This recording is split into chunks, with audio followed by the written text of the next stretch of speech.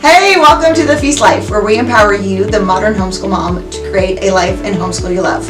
I'm Julie Ross, the creator of the award-winning curriculum A Gentle Feast, a homeschool veteran of over 20 years, and a certified Christian life coach. Charlotte Mason said, life should be all living, not a mere tedious passing of time. So on this show, we seek to savor the feast of life. So go get your favorite beverage and pull up a chair. You're welcome at this table. Hello, welcome to The Feast Life. I'm your host, Julie Ross. Today we're going to be doing something a little different here on the podcast. Today I'm going to be sharing an interview that I did on someone else's podcast. So usually you hear episodes where I'm interviewing someone else, or the solo episodes that I do to teach you about how to make your life and homeschool feel like a feast. But today I'm sharing an interview that I did on Cathy Heller's podcast, Abundant Ever After. When Cathy asked me to come on her podcast, I was truly humbled. She has interviewed some amazing people, some big celebrities like Matthew McConaughey. Hello. And I was like, you want me to come on your podcast? What?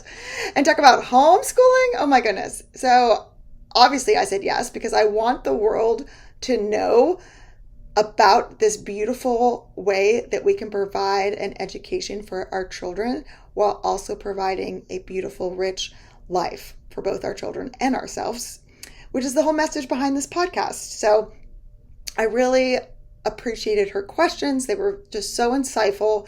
And of course, I love talking about my favorite topic, which is how to provide a rich and beautiful Charlotte Mason education in your home and how to grow as a homeschool mom yourself. So I hope you appreciate this interview.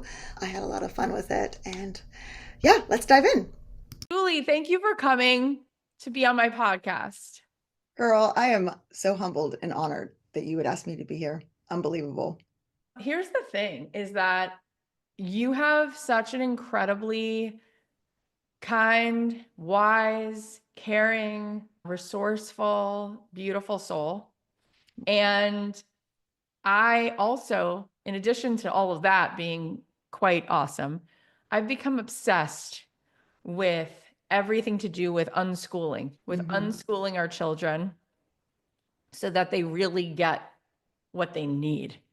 And because of that, a conversation with a mutual connection of ours led me to you, and you were like, Kath, I'm already in your world. And I was at your event, and I'm like, oh yeah. I'm like, but I didn't know you do all of this. And so I can't wait to break down and have a breakthrough around this conversation. Let's talk about how you became an advocate for real education for children, for your own children, and why it became your like North Star to create a world around homeschooling that other people could be inspired to hopefully also get benefit from. Oh, thank you. That is tremendously kind. Yeah, it's like, okay, how far should we go back? Should we talk about me teaching Cabbage Patch dolls? I'm just kidding. Oh my God, that is the cutest visual. And now I'm more obsessed. I'm like, that is so cute. I had Cabbage Patch Kids. Far back. No, but I literally have always wanted to be a teacher my whole entire life. And I think it came from reading Matilda when I was in second grade. I wanted to be Miss Honey. And I'm like, I can change the world for all these kids. But I started out as a public school teacher. And I quickly learned that the vision I had to make a difference in children's lives, I was not going to be able to do in the kind of situation that I was in with the testing and the requirements. And so then I started a private school and helped get that going. And then I was still like, this isn't it. Like, there's something more. And then I started having lots of babies. So I have 5 children. And I was like, I want to look into this homeschooling thing. So back then, there was not a ton of information. Most of the curriculum that was available was private school curriculum that they marketed to homeschoolers. Like, homeschooling didn't even become legal in all 50 states till 1993. So this was in the early 2000s here, 2001. And so it's still very new. And I happened upon a book, the one I sent you, For the Children's Sake by Susan Schaefer Macaulay. And I literally stayed up till 3 a.m. crying, going, and this was back when I was teaching public school. When I first read this book, it was like, this is what education should look like. This is what I want to give these kids, and I can't give this to them, but I could maybe give it to my own kids someday. And then when the time came for me to start homeschool, I got that book back out and I was like, this is the picture of what I want. And so very much focused on real books, real life, real connections, real discussions.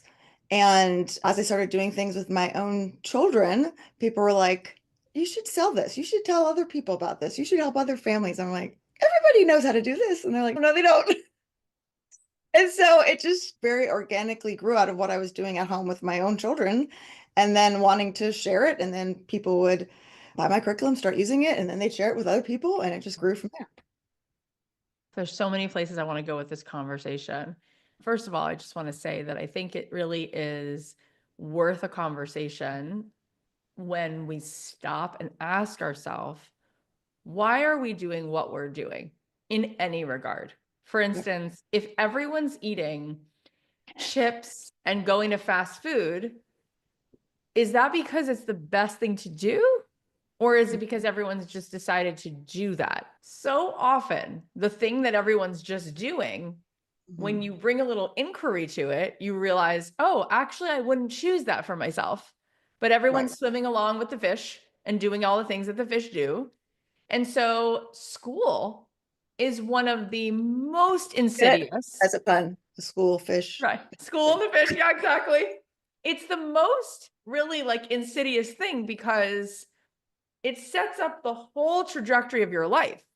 Mhm. You and I both now know that we come across, and this is like really at the center of my work, I come across adults every day who are such beautiful human beings who are trapped by this condition of needing to be inside of a box Yep. and being afraid to scribble outside the lines and not having access to their creativity, to their soul, Mhm. to all of the different ways that they were meant to color the world in their unique way. Yes. Because from kindergarten through 12th grade, they were told to sit still. And it's just, I want you to go deep with this. I want you to start to There's so much literally here. take all the things out of the box and I want you to help unravel and bring as much insight, as much data, as much storytelling as you want to like why the system as it is, the same way that right now people are like, maybe no seed oils, maybe no corn syrup, maybe this is horrible for us, right? It's help us understand why this, the way that it is, so to speak, Okay.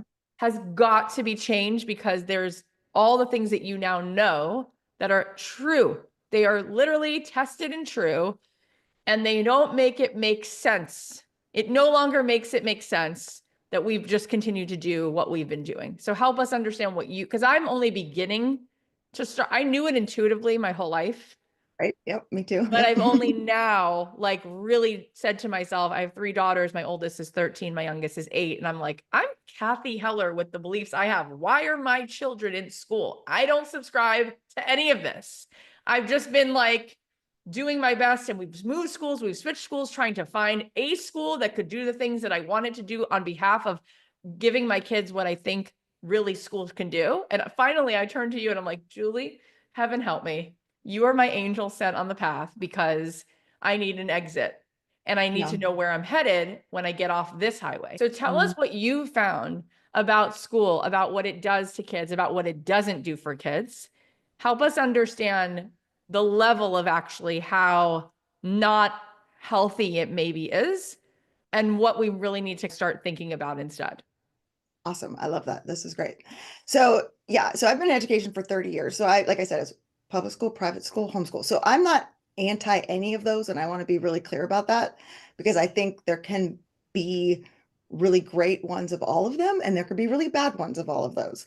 So it's more, I'm against this standardized, streamlined, industrialized system of education that we have, which is very young in the history of humankind. Okay. So since compulsory education laws in like the 1850s, so not even 200 years here we're talking about, okay, has been this like experiment of let's have the state run the school. Before then, that never existed. So it was, you had tutors, you had parents, you had certain people who could afford those kinds of things, obviously, but a lot of people were taught at home and their families and those kind of things.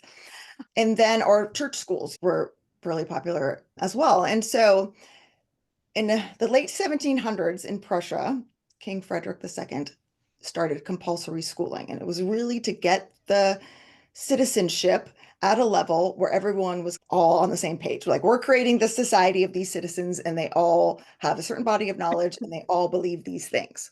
So if we can indoctrinate them when they're small children, then we'll have a level of adults who are loyal to me as the king, basic theory. So then in the 1850s, Horace Mann went to Prussia, looked at the system of education that was happening there, came back to Massachusetts, was like, we need compulsory schooling here in the United States.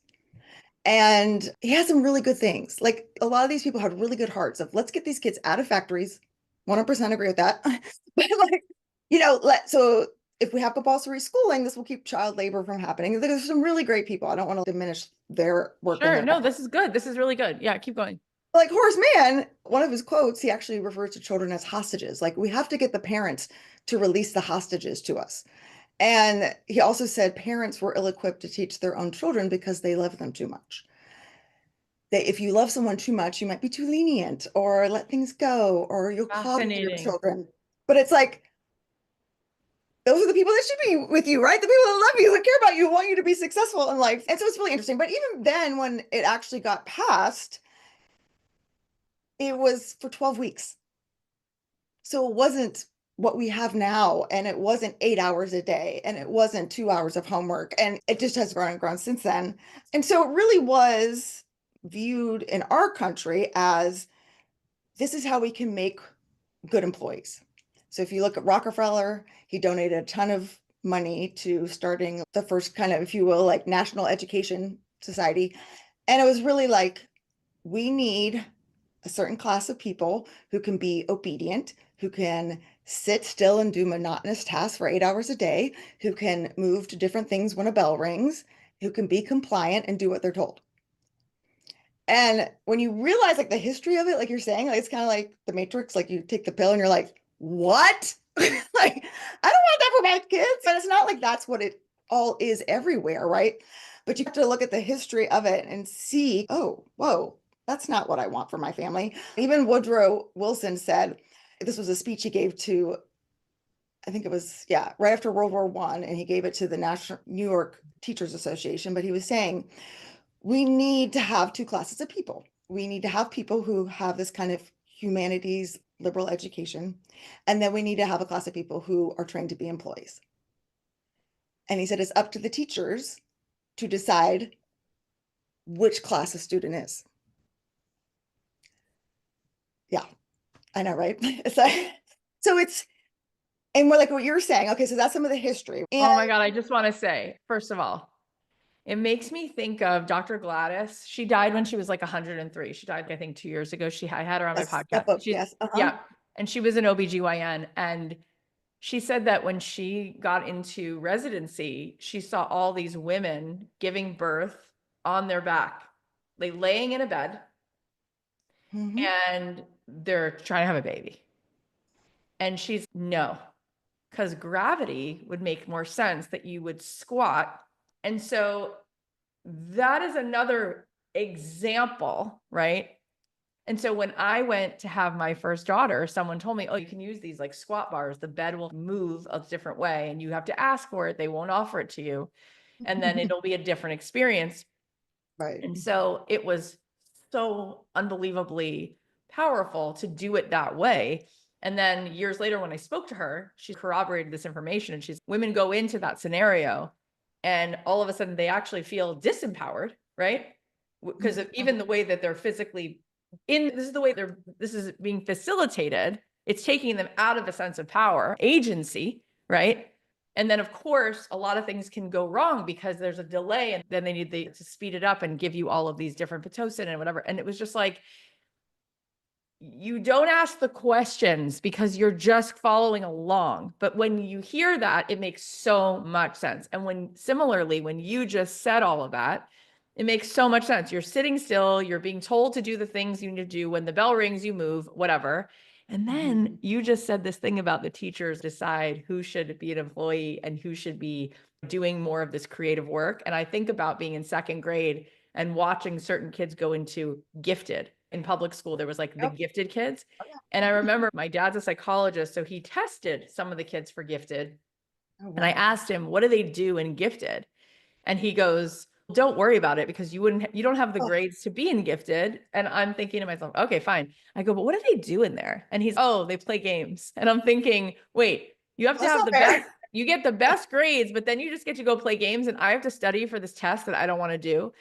And it's wild. It's wild because every child is gifted and every child was put in the world to think outside of a box and be creative. So how sick almost, really. We've now gotten so used to a system that tells a child to sit down and study for a test. But tell us more. Like, is there any benefit to doing all the homework and what actually happens with all the information? Do we store it? Do we actually get to become entrepreneurs or go up the ladder because we went to good schools and we got good grades? Like, what, tell us more about what we're all up to, because everyone's up to, and it's only gotten harder for your kids to get through school to then get into college. It's gotten harder and harder. So it's gotten even more demanding for kids to be in school. And it's so going back to what I was saying, like the kind of history there, like children are born, we're naturally curious. We are naturally playful people. And so to have to sit there, right, and just memorize things. So if you look at like early schools, right, they were very punishment driven, like with the rulers. You can picture like God. Charles Dickens. It was horrible what they did to children in these things. And I actually went to school. We still had paddling when I was in school. So now I feel really old, but it was still happened. Thank God, never to me. But so it's like we have to punish in order to get compliance. We can't do that anymore. Praise the Lord. But it became, what else can we do to get compliance? What else can we do to get the kids to like do this? And so it became very reward driven, very grades, marks, compete with each other. You can earn stickers, you can earn prizes for reading so much. It became very reward centered. And now we have where education's being gamified, right? And so you can play these games and earn these prizes, and you're getting all this dopamine hits all day long watching these videos. And then we're asking you to think critically, but they can't because they've anyway. So they were wondering why people aren't motivated as adults. They were never internally motivated. It was all external motivation to get them through the system. And then what you're talking about with some of the people that you work with, and I definitely see that as well with some of the women I coach, like I see three different paths. So you have the people who become like overachievers, perfectionists, like I can succeed in this system if I put unbelievable pressure on myself and I work really hard, and if I get the teacher to like me. So oftentimes it becomes like the people pleasers are, oh, I just give the teacher exactly what they want, and then I can get this grade, I can get this mark, I can be successful. And so people go into that group. And then there's the group that's, I don't really think I'm going to be successful. I don't really want to please people. So I'm just going to either cheat the system, work the system, try to get by and get through here. And then you have the group, which is the part that broke my heart the most as a teacher, was that I'm never going to succeed in this system. I'm not smart enough. I'm not good enough. I don't know what's going on. I'm never going to get these good grades. And so they just develop like this learned helplessness, and they don't realize all the potential that they have inside of them, which is really just horrific in my opinion. And so then, so basically this kind of reward punishment system, get the grades, get the marks, and kind of what you're talking about, it's gotten harder and harder because like when this first started, you have 1% of the population going to university. And now it's, if you don't go to the university, like what is your kid going to do with their life? They're never going to be successful. And it becomes this, Oh, dear God. let me breathe. I'm talking so where your child will never succeed. And childhood becomes a period of resume building in order to get them to something later on, rather than childhood is a beautiful thing in and of itself. And let them play, let them be curious, and let them grow at their own pace and in their own way. But in a system, you can't do that. I often say, do all 6-year-olds wear the same size shoe? No, but why are we expecting all 6-year-olds to read and write sentences and do these things that aren't even developmentally appropriate? And when you look at like other countries, the World Happiness Project just released their report like a couple weeks ago of like the world's happiest countries. And Finland won again. And it boggles my mind. I mean, I've been there, it's beautiful, but it's so cold. I'm like, how can How happy can you be people be in happy the when you're cold? this cold? I That's so don't funny. understand. But they win like all the time. But Finland's also ranked in the top 5 all the time in global education. And so it made me think, is there a relationship between how we're educated and then our future happiness? And if we're currently educating people in this system of rewards and achievements and Yeah. striving all the time, does that lead to happiness later on? It's so fascinating. Oh my God, I was thinking about that song, so it brought tears to my eyes. The country song, Let Them Be Little, because they're only that way Yes, for a while. Give them strength, give them joy, give them love every day. Let them sleep in the middle. Just let them be little. Oh my gosh, makes me cry. But it's really something that deserves our attention at this point. And I just heard a statistic about how it used to be that people wanted college to be necessary in order for employers to know who to choose. But now college has become something that so many people do that actually now they don't care about college. You have to go to grad school. So they just keep moving the goalpost. And it's just so fascinating to me that we are robbed of the most crucial time for us to explore.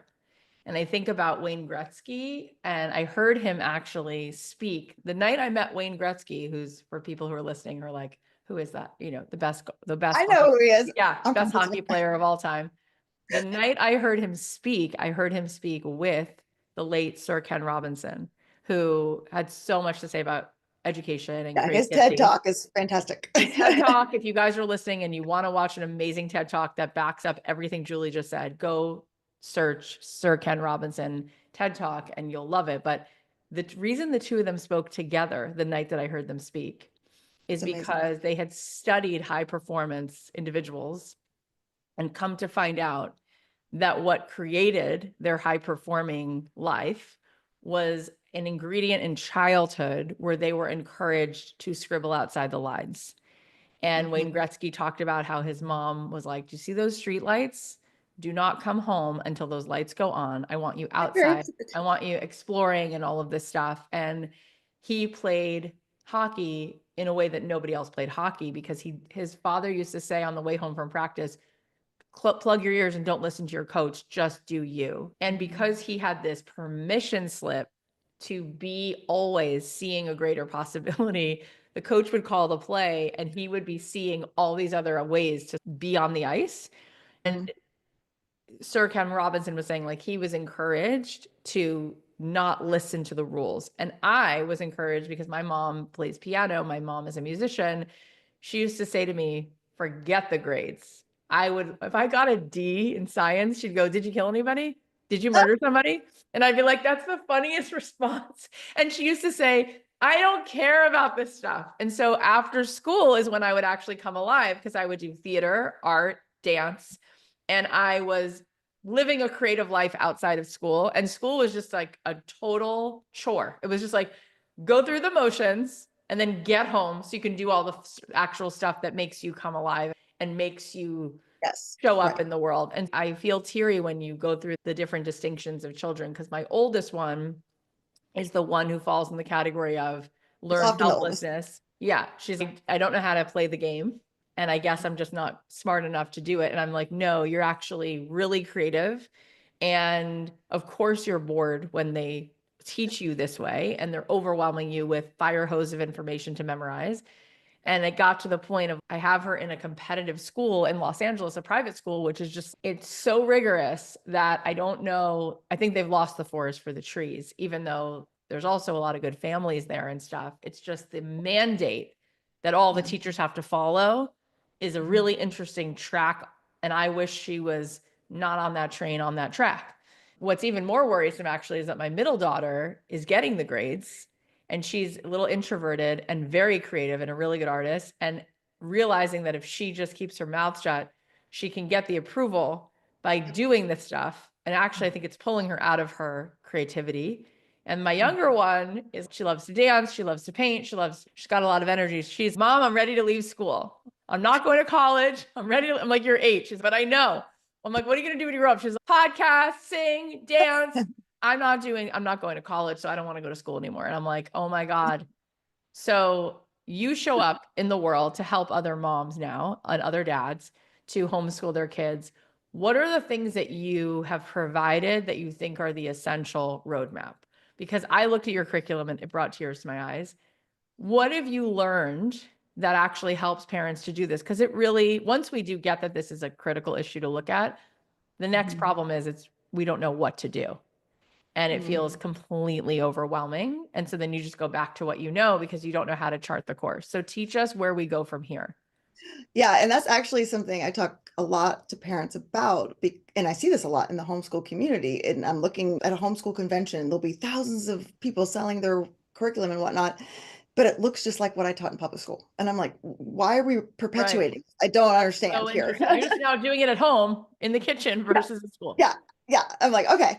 And so oftentimes though, and I was like that when I first started homeschooling, like we had circle time and we said the pledge and we had recess because that's what I knew. And we had our textbooks with our workbooks, and I could check that my kid got 9 out of 10 right today. And I'm like, okay, they're learning something. We're all going to be okay.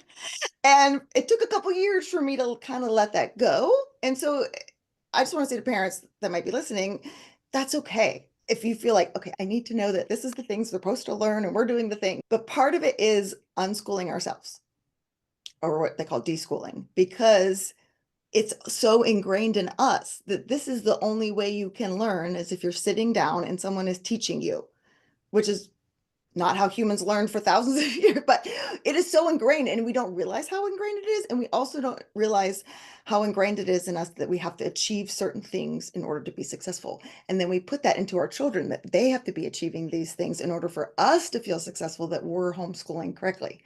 And so it takes a lot of work to let that go for ourselves. And once we can have that faith and confidence in ourselves, then we can allow our children to be themselves and grow at their own pace and do their thing. So for me, what is super important is that we feed our children ideas. So in school, it's very focused on information. So like you were saying about your daughter, like rote memorization, learn the things for the test, and then you can forget them, right? It's all like in your short-term memory, you So cram, readers. cram, and then you forget. Actually, Einstein even talked about that, how he would like cram for a test and then he would forget it. So that by the time he was done with school, he wouldn't even touch science for over a year because he was so sick of it. And so it makes you like when you cram yourself with food, you get sick, right? And so you cram yourself with a bunch of information for a test. And I think I might have told you this, but my reoccurring nightmare for 20 years of my adult life was that I was going back to college and I had to take a test. It was the final exam, but I had never been to class or I didn't know what was on the test and I was going to fail. As a grown woman, I still had so much anxiety that I would fail. So I couldn't take risks. And you're talking about like, how does that affect your ability as an adult? Like you were conditioned not to take risks because if you risk, you fail. And I don't want to fail because my whole future success depends on whether or not I pass this class and then I get into this college. And so it's like, I can't take a risk. I have to do exactly what they say and show that the teacher that I know what they were talking about and that their whatever they told me was the right answer. That's what I'm going to give them back. I'm not going to think critically or ask questions or come up with my own opinion. And we build that. And then as parents, we can put that into our own kids if we're not careful to work through that ourselves, if that makes sense. And so, Makes so much sense. Oh my gosh. I'm just sitting here thinking about how there's so much human capital that's lost because we have turned off the permission to think and create. We've moved into another part of our brain, which is giving us a requirement to get something right and to ask someone else what we need to do and then hit the bell, ring the bell when we're done. Versus where did Walt Disney get his idea? Where did Monet come up with his idea? All of the things that have moved humanity forward didn't come from being inside of this box. And with what's happened in the world, it's just so interesting that we're not even preparing our kids for the world has changed so much. And right. this is We're not a not world a that's society going to, of workers anymore. And it's employers are, ideas, it's content creation, it's ideas, it's design, it's disruption and a new ways to solve problems and innovation. Yeah. yeah. And so employers are finding like we need people who can think outside the box but we've spent their whole education training them to stay in the box. And so now it's, what do we do? Where are we going to get these people? And especially with AI, everything is changing so fast. So we created a system that was for the early 1900s worker. That was what we're going for. Okay, now it's the 2000s. What kind of workers do we need now? And is what we're the system that we have is not creating the results that we want. And so, like, Google came out with a study of their top employees and what skills they had, and STEM, science, technology, engineering, mathematics, came dead last. Their top employees had soft skills, empathy, compassion, being able to express ideas, being able to work in community and work with other people. And one of the things people always ask to say about homeschooling, like, they're not going to be socialized. They're not going to know how to like work with other people. And I'm like, in schools, they don't let you work with other people. Like, sometimes in good schools, they have collaborative learning, but most of the time it's sit in your desk and be quiet. And so you don't actually communicate with other people, but that's the world that we live in now. You have to be able to connect with other people to be successful in the business world, but you don't learn that skill when you're sitting at your desk. Also, you were sharing with me on a conversation we had earlier, but I heard it today on a reel. Once you start looking at certain content, you get that content. So I've been getting a lot of different clips on education, and the guy was saying that something you said, which is it's so like really bizarre that when you go to school, you're only with people your exact same age, Yeah, because in the real world, what makes things even more interesting and what helps us, he was saying that when kids are just with other kids, so it's like an 8-year-old with a 14-year-old with a 3-year-old, there's a lot less bullying because they're all learning how to be empathetic and be leading, and all of these things happen naturally. And when everyone's the exact same age, it's almost like bizarro world where it they're is. they're It's all a- only talking to versions of themselves. And so they're not gaining. And when you take kids out of that environment, of course you can be friends with someone who's 2 years older, 8 years older, 3 years younger. Like that's how real life works. It's all of these things. When you start holding them into the light, you're like, this really does. Why are we still perpetuating this? It really doesn't make sense. So what do you tell us? Because you've told me a little bit, and I absolutely love some of the things that you have created inside of your Gentle Feast curriculum. Tell us about how you start a day, and what are the things that you do that are not the version that you started with, where you thought you had to do what they do in school just at home. Tell us a little bit about why yours is different. So we start our day off with morning time, which is where we spend about 30 minutes filling our minds with beauty, truth, and goodness. So that actually comes the Greek word skole, which is where we get scholar or school from, means leisure. So it's the Greek word for leisure. Isn't that mind blowing? Yeah. Because when you think of school, you think of work, right? But for them, it was the opposite. So you have work, like you're planning your field or you're building your house or whatever. And then you have leisure, which is the time where you can paint, where you can write a drama, where you can be creative, where you can philosophize about ideas. Like that is your leisure. So you work so that you have time for this leisure for your school. Whereas now schools work, like do your homework, all this stuff, and we work at school, and then we can go play. But most of the time, our play is I'm just going to sit on my phone or Netflix and chill or whatever. But it's not actually nourishing our minds and our souls. Yes. And Oh my so this God. concept of scole is this restful learning that's focused on truth, beauty, and goodness. So when you start our day off with listening to Mozart or looking at a beautiful painting or reading poetry, like you're priming your mind. Part of education too is training our affections, what it is that we love. Oh And my God, that's so beautiful. I want my kids to love the things that are true and beautiful and good. And so if they see that and if they hear that, then the rest of the day, their minds are full of that truth, beauty, and goodness. It becomes a restful thing, not a forced thing. And so a lot of the current model is students are empty buckets and we're going to stuff information into them rather than lighting a fire, like that famous quote. We're going to Yeah. help develop the person that's inside of them. And so we start off our day with that. And then we use real books. So as opposed to like textbook, which is the bare facts, right? A real book, and this can be for history, it could be biographies. There's lots of wonderful books, even for like high school chemistry, for all the subjects except for math. And what happens when you read a real book?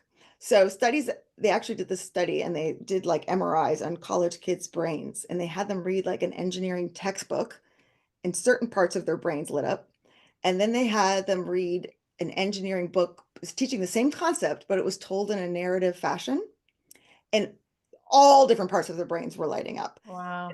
So you're thinking on such a deeper level when you're reading Right. the story, because as humans, we're Of created, we're course. storytellers, right? We learn by story and we also tell stories. We Right. express our thoughts. And so we read real books and we talk about them. There's not a test afterward to make sure you learn the 5 points in this. It's what did you think about that? What did you find interesting? And what happens is this is called narrating, but it really is just telling back what you remember about something. But it's a much higher level thinking skill than like a recall question. Yeah. What date did is Oh my being able to God. tell someone something, you have to think about it. What came first? What came second? What's important? What's not important? Oh my And God. then your kids put it into their own words and Yeah. they're able to communicate, which is what we want. We want people that can communicate complex ideas, right? But they Yeah. don't get to communicate. And so they're telling it back to you. And Charlotte Mason, that's the woman who's an educational philosopher in England, who my stuff is built upon her ideas. But she said, narrating is like art. It's like poetry making and painting. It's Hmm. there inside of every child, just waiting to be drawn forth. So every child has this ability, but we Yeah. don't ever let them express it. And one of the things I loved about it is each of my kids, I could read them the same story and they're all going to tell me something different. Yeah. So my son would be like, "Oh, well, there's this guy and they cut his head off and this was the Yeah. weapon." And then my daughter was like, "Oh, and she felt really and she's describing the flowers." Like Yeah. kid brings their personality to it, which is so beautiful because that's what you want. You want them to be able to express their own voice, their own ideas, not copy this passage and make it sound just like this person. And this is the formula for writing a 5 paragraph essay. It's no, what's your voice? Express yourself, express your No. thoughts. It's so beautiful. And I was thinking about how when I was in like third grade, everybody was assigned a different president, and mine was Thomas Jefferson. And I can remember He was the, homeschooled, by the way. oh, of course, I can remember the poster board, and I had to write all the facts, and I don't remember any of the facts. But I remember having to do this project because I remember that I was assigned Thomas Jefferson, and I remember nothing about him, except that I think he signed the Declaration of Independence, but I don't remember anything else. Okay.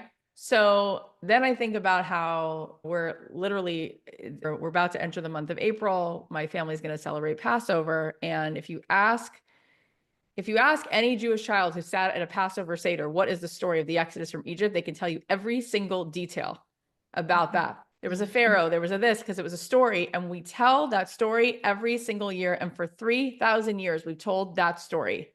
And we know the story and we know every detail of that story.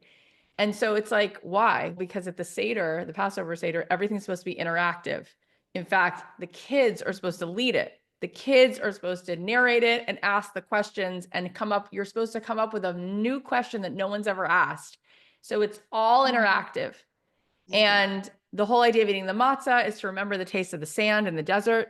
So you're supposed to experience again what it's like to be set free from your own personal Egypt and reconnect to God and find God in your life at any moment, at any time. And it's not linear, it's now. And so therefore it's what's your own. Anyway, the point is, it's like, that is the most celebrated holiday. And now so many other people, no matter what their narrative is, they have like their own version of that, where they like try to have that come to life, where they tell a narrative like that for themselves as a family.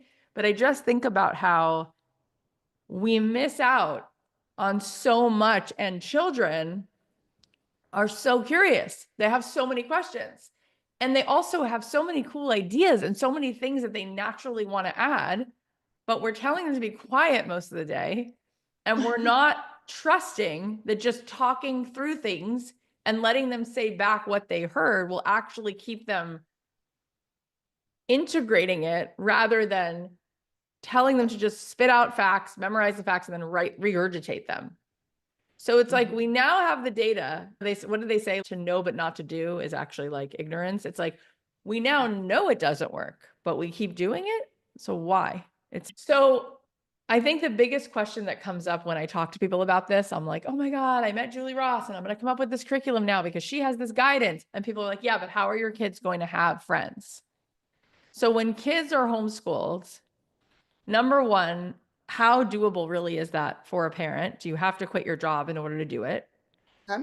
For me, my life is easy because I make my own schedule. I have my own business. But for other people, can they really pull it off? And B, where do their kids get to leave the house and actually interact with lots of other kids if they're not in school? Yeah, those are great questions. Studies have actually shown that homeschool kids have greater social and emotional skills than their public school peers. Wow. And I think that's a misnomer of we don't sit at home all day long. So 98% of homeschool families, their children are involved in at least 5 activities outside the house. And there's so much available now, so many co-ops, activities. And I love it, girl. I'm just going to tell you a little secret here because you go to these places during the week and nobody else is there. And it's awesome. Go to the museum and go to the zoo. And there's no crowds. Fantastic.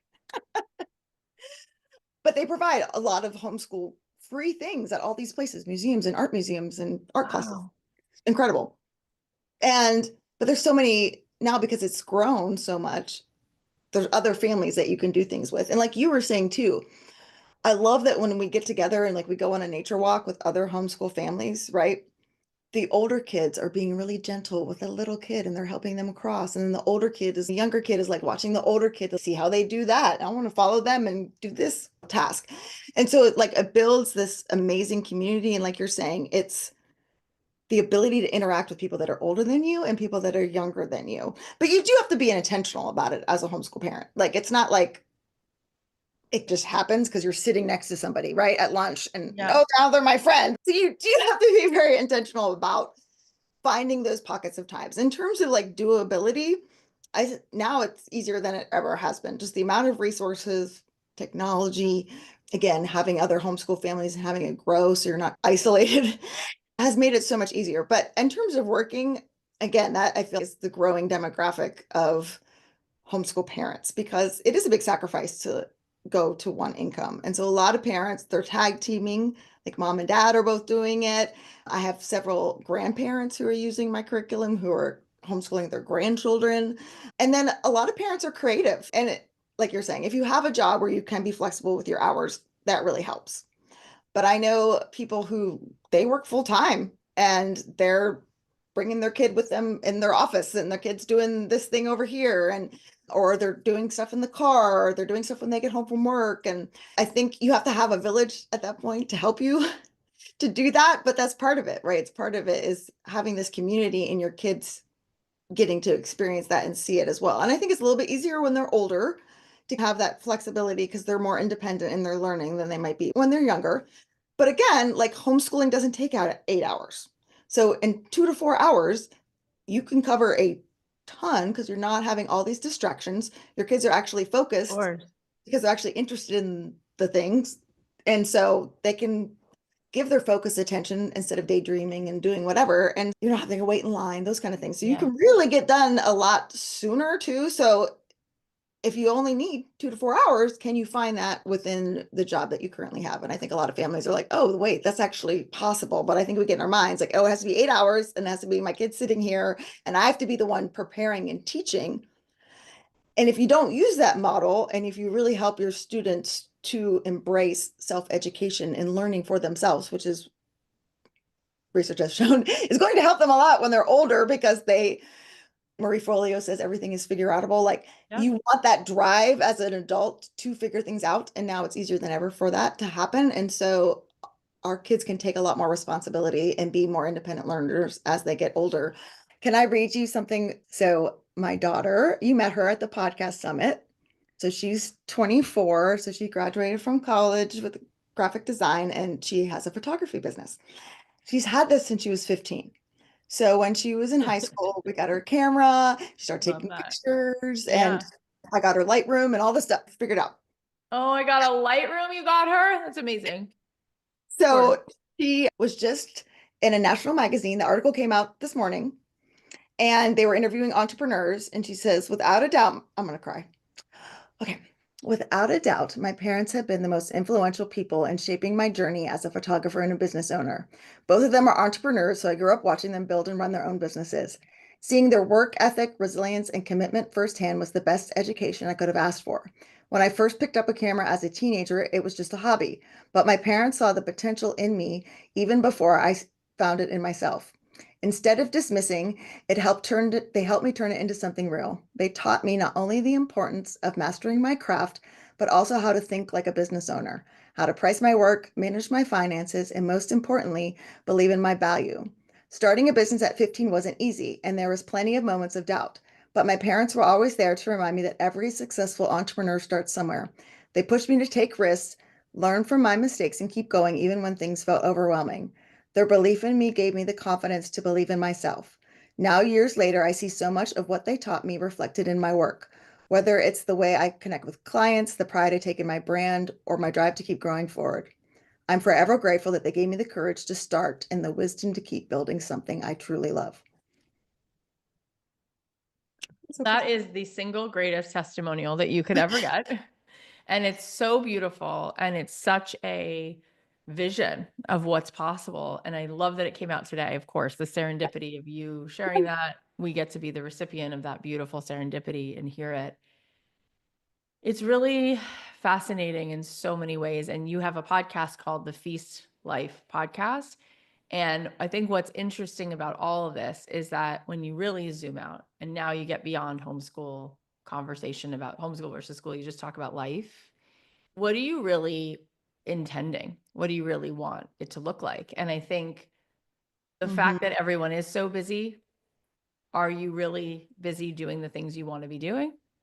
Do you really want to be spending all those hours doing that job? Or do you really want to be spending more time with your children while you have that time?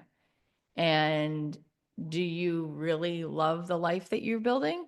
Or do you think you might be able to get resourceful and get time back to live Mhm. your life on your terms, which is where your work and my work come together? Because I feel like when my dad was dying in hospice and he was looking at all of the degrees on his walls from Johns Hopkins and Columbia and whatever, he was like, I wish I had more daylight to go back and spend more time with you guys than I spent at work.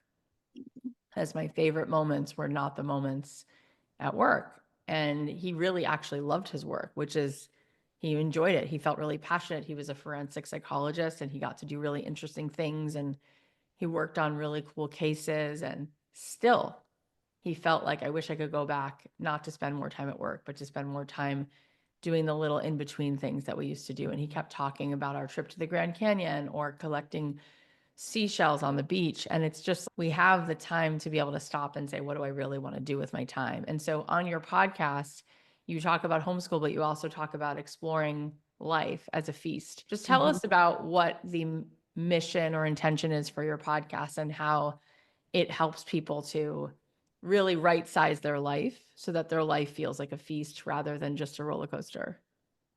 Oh, I love the way that you describe that. Thank you. And the metaphor of a feast, I feel like that's what my curriculum is called I because it love has it to do too. with what we're doing with our children, but it's also for us as the parent. So oftentimes we put ourselves last and we're not nourishing our own minds and hearts and souls. And so we need to go first and we need to be modeling that for our children that we are growing and we're expanding. And I have to say that homeschooling, I will never regret the time that I spent with my kids homeschooling.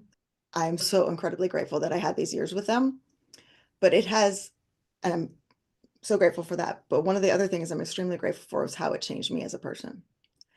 It gave me back my, like I was the overachiever, have to have the 4.0 kid, right? Let me just go through the system and do what everybody tells me to do so I can be successful in life kind of person. And it allowed me to love learning again for the sake of learning. It changed me as a person. So I'm the person who's driving down the road and I'm pulling over because I see some bird. And I'm like, oh my gosh, we got to check this out. Like, I've never happened before.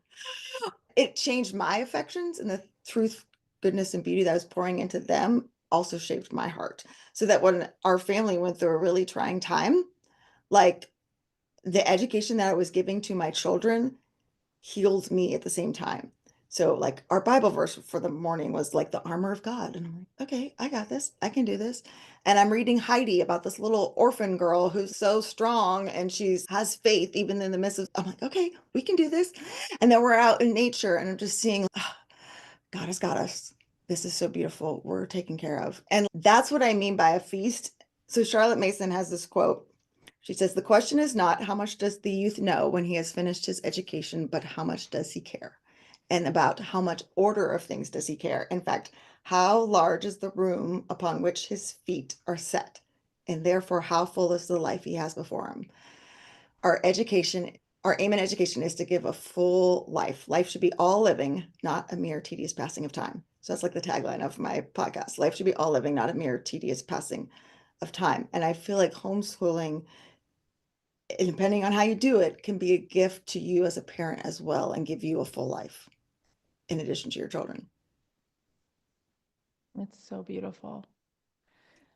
I think you maybe were in on this last week, but I was teaching a workshop and telling the people who were there, I was telling everybody that life should be like jazz, and I played I jazz, love that. I loved it so much. That was and so it was so good. And good. like I had people like scribbling outside the lines, and it's really uncanny when you zoom out, and I've talked to thousands of people, and to come to find out that the biggest pain point in their life, which they didn't know how to articulate, was that they don't feel like they're enough until they achieve something, and they don't know what the next thing is to achieve, and they don't know how to achieve it. And yet all they're really looking for is a feast, and Mm, it's right outside, and it's actually right inside, and it's mhm, all around. And they've been only trained to, like you said, be motivated and rewarded for the next achievement. And after a while, they have like adrenal fatigue to keep achieving. And then everything just feels so depleting rather than abundant, because all the abundance was never what they were feasting upon. It was just like this tediousness, this hamster wheel.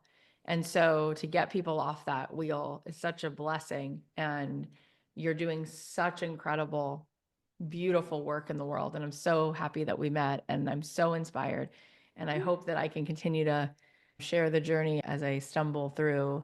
But I'll say this one last thing, which is that my daughter has been picking up on me manifesting this. So she said to me 2 days ago, "I want to go to an art class." I said, "Okay, I'll find you one." She goes, "No, right now, today." So I call a few places and find the third call I make. They had an art class that had started 5 minutes ago. So we get in the car, run over, and I start crying because I feel so I'm on the right path, that we wound up in this art class that I didn't even know existed 10 minutes from my house. And she's got wow. her easel and she's painting a bubblegum machine, and she's so happy. And the books on the walls are about Matisse and Jackson Pollock and Frida Kahlo. And I'm just swooning over the environment. And the only other adult in the room, she had her daughter there. She was the art teacher and her daughter was there. She said, "Yeah, we pulled my daughter out of school because it's time for her to learn what she really needs to learn, which is all of this." So I started an art school. And as I'm leaving, I turned to her and I said, "When's your birthday?" And she said, "February 26th. I'm a Pisces." I said, "That's my dad's birthday." I said, "My dad died in July. And whenever I'm on the right path, he like shows up in the moment in some way." So I said, "This is the path to follow." Mm, And it just felt so mystical and beautiful. But when I mm. met you, I felt like my whole body just went into alignment. This is it. This is how I want to live my life. This is what I want to be doing. And so it is unknown, but it's exciting. And I'm so grateful that you have gone before us in this journey. And so tell people where they can be a part of this and learn from you, listen to your podcasts, and even get inside of your curriculum if they need curriculum for themselves. Yeah. So my podcast is called The Feast Life, but my curriculum is called A Gentle Feast. So you can find that at agentlefeast.com. And it's a gentle feast on all the social media channels and whatnot. But I really like what you said about, and I see this a lot with homeschool moms, is they're still on the rat race. They're still striving. And it's like they don't realize that they're worthy just because they're human Yeah. to rest. And so it's, I can read a book when the dishes are finished, or when, if we checked off all the lessons for the day, Right. then I can go sit outside. And so I think for you, you have already worked through that. And so what a gift that you're going to be able to give your kids Oh my of God. we can just be and enjoy and have this full feast and not struggle with is this enough? Am I achieving enough? Am I worthy of this? Just be able to rest in the beauty of learning because you are already secure in what you're doing. And so I think it's just going to be so amazing for you and your kids. Oh my God, it's so powerful. Really, this was so much fun. You so are a much- blessing and you Thank you gave us a feast. so Thank much. I you. really do. Yeah, I really do enjoy this conversation so much and hope it was helpful. Oh my God, totally. Hey, thanks for watching. If you liked this episode, please heart it down below and make sure you subscribe so you never miss an episode. Leave a comment and let me know what you learned in today's episode. I'd love to hear from you.